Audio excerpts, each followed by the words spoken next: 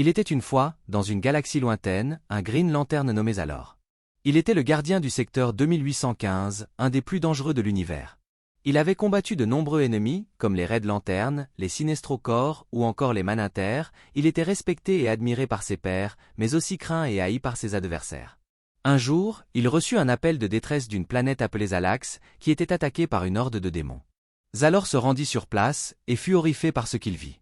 Les habitants de Zalx étaient massacrés, torturés, et possédés par les créatures infernales.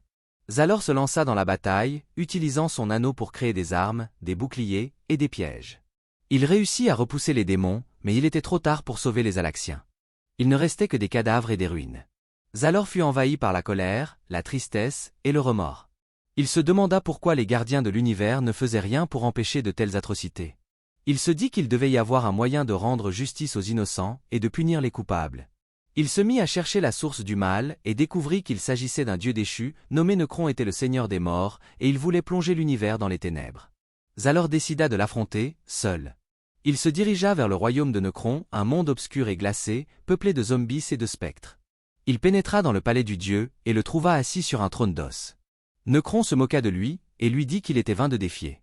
Il lui dit qu'il était le maître de la mort, et qu'il pouvait contrôler tous les êtres vivants. Il lui montra alors une vision de ses amis et alliés, les autres Green Lantern, qui étaient sous son emprise. Il lui dit qu'il pouvait les faire souffrir, ou les tuer, à sa guise. Zalor fut choqué, mais il ne laissa pas intimider.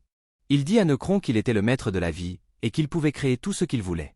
Il lui montra alors une vision de ses ennemis, les Red Lantern, les Sinestro Corps et les Maninter, qui étaient sous son commandement.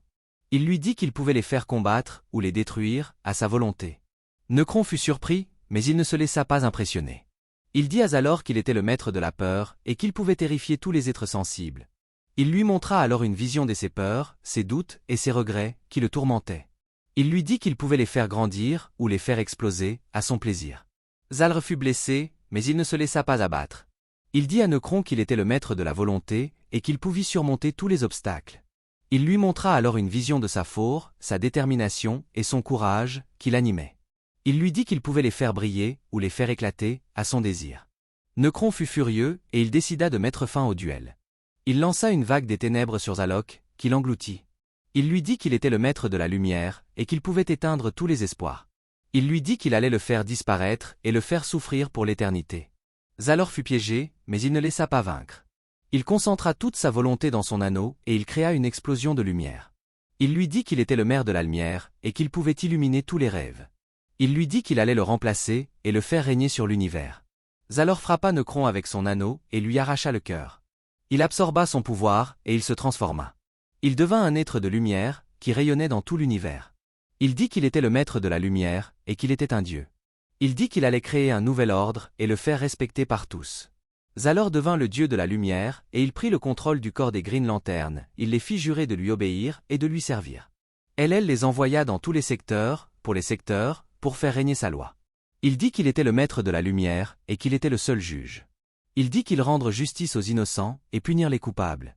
Zalor devint le dieu de la lumière, et il changea l'univers. Il fit disparaître le mal, la peur, et la mort. Il fit apparaître le bien, la volonté, et la vie. Il dit qu'il était le maître de la lumière, et qu'il était le seul Dieu. Il dit qu'il allait protéger l'univers, et le faire durer pour toujours. Zalor devint le dieu de la lumière et il fut heureux. Il dit qu'il était le maître de la lumière, et qu'il était le seul héros. Il dit qu'il avait accompli son destin, et qu'il avait réalisé son rêve.